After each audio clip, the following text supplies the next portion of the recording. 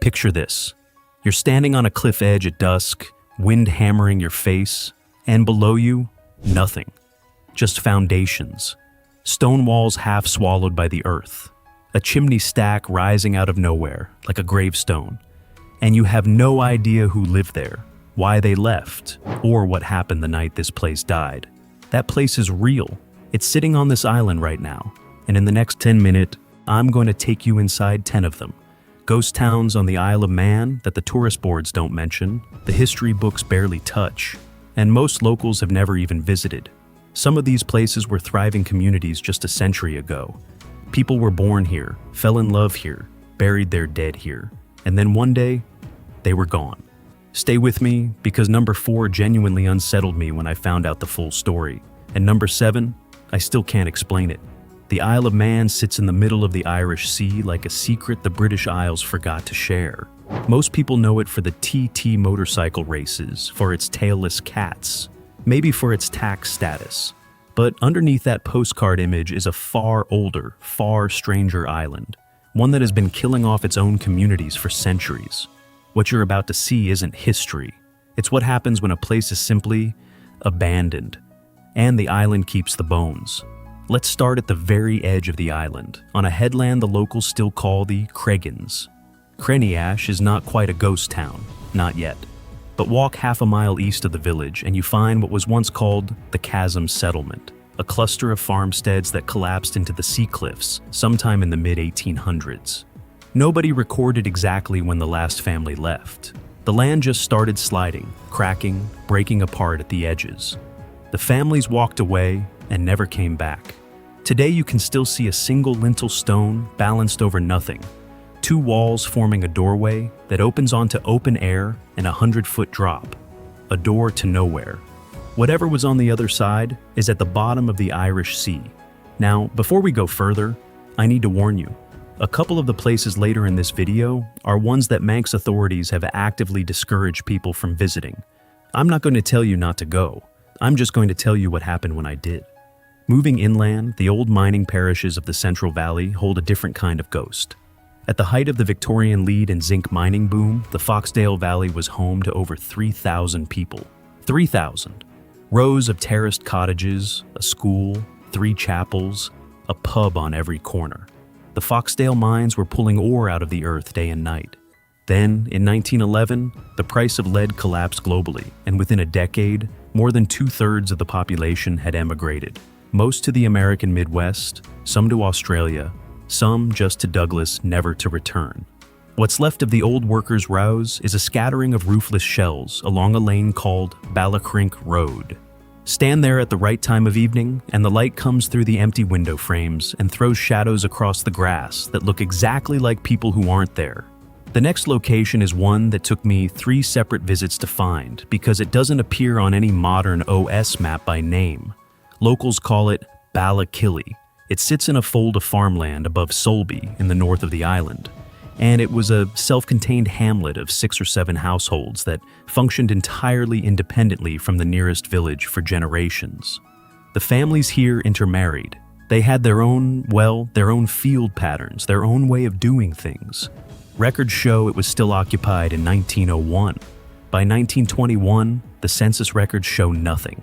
Not deaths, not relocations, just nothing. 20 years, and the place simply stops being mentioned. The farmhouses are still there. The walls are thick and dry stone, and they've barely moved. But there's no record of where anyone went, and no grave markers anywhere on the hillside that match the family names. It's the absence of an explanation that gets under your skin. I know what you're thinking. Old farms, empty buildings. This is just rural decay, right? Happens everywhere. But the next place I'm going to show you isn't just abandoned. It was deliberately erased. And the reason why is something the Manx government has never fully explained. Glen May had a lower village. Most people who visit Glen May today see the waterfall, have a drink at the pub, and leave. But follow the old mill road south and you find foundations. Dozens of them, arranged in rows, far too many for what the historical record acknowledges was ever there. Local historian research suggests there was a significant community here associated with the woolen and paper mills that were demolished in stages between 1880 and 1910. but the demolition was thorough. Walls knocked flat, stone carted away, the road itself rerouted to avoid the site. Someone wanted this place gone from memory, not just from use. Why? The honest answer is, we don't fully know. What we do know is that 3 separate researchers who've tried to compile a full census of the site have found the relevant parish records for a 15-year period simply missing from the Manx archive. On the northeast coast, where the land flattens out into the Point of Ayr, there was a fishing settlement called the Lean that barely exists in the official record at all. It's mentioned in a single tithe map from 1848, 12 structures, a boat landing, a smoking house for herring. By the time the next detailed survey was carried out in the 1880s, it had been swallowed by sand drift. The Irish Sea threw so much sand against that stretch of coast in the 1860s that entire field systems were buried. Some of the Leman buildings are still under there. Ground-penetrating radar surveys done by archaeology students from Liverpool, John Moores University in 2019, confirmed wall structures under about 4 feet of sand along the shoreline. You can walk right over them without knowing. The beach looks completely normal. The village is directly beneath your feet. This next one is different from everything else I've shown you, because this place wasn't abandoned. It was left behind on purpose, and the people who left it made sure to bring absolutely nothing with them. In the hills above Laxey, past the famous wheel, there's a valley called Agneash. The settlement there is not fully abandoned. A few properties are still inhabited, but the eastern arm of the valley, up toward the old mine levels, holds something that stopped me in my tracks the first time I found it. A row of 4 cottages, perfectly intact on the outside. Roofs gone, yes, but walls solid. And inside the first one, still on the floor, a child's wooden cot, a coat hook still fixed to the back of a door, a fireplace with the grate rusted shut but still in position. Whoever left this place left in a hurry or left meaning to return. The mining records show the last family registered at this address did so in 1928. Nearly 100 years of slow decay, and that cot is still there. I didn't touch it. It didn't feel right. The old parish of Mauhold in the northeast of the island holds 3 separate deserted settlements within its boundaries, more than any other parish on the island. The most complete of these is a cluster of farmsteads on the high ground above Port Muar called Brodu. Occupied from at least the medieval period through to the early 20th century, Brodu was a working farm community that declined simply because the land couldn't support the families who depended on it. Thin soil, brutal winters at altitude, isolation that became less romantic with every generation. The last recorded resident, according to a local newspaper death notice from 1934, was an 81-year-old woman named Eliza Quilliam, who had lived there alone for 11 years after her husband and 2 sons emigrated to Ontario.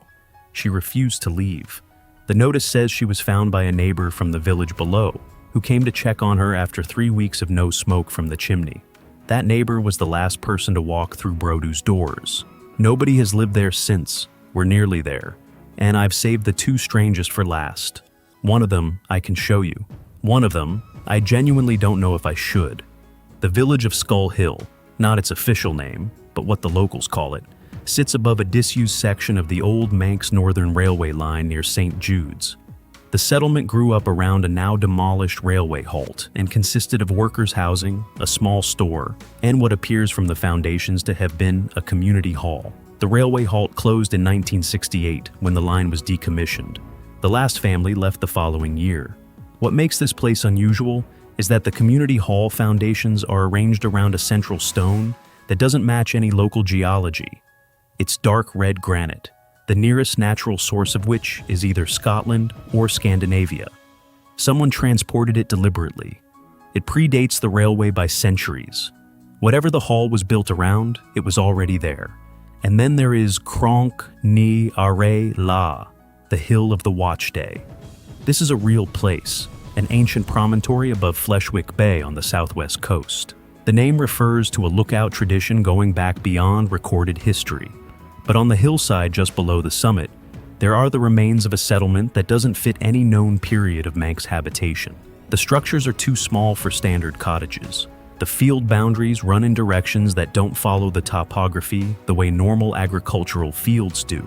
No archaeological dig has ever been commissioned here. No heritage listing protects it. It simply sits there, unclassified and unexplained, on a hillside that most walkers pass without stopping. I stopped. I sat there for about 20 minutes. And I want to be straight with you. I'm not a superstitious person, but there is something about a place that history hasn't got a name for that does something to you. It makes you feel like you've stumbled into a room where the door should have been locked. 10 places, 10 disappearances, and the Isle of Man is 17 miles long, which raises the question, how many more are out there that nobody has found yet? If this video made you see this island differently, share it with someone who thinks they know the British Isles. They don't know this island, not really, and subscribe if you want to keep going, because next week, we're heading somewhere that makes the Isle of Man look populated.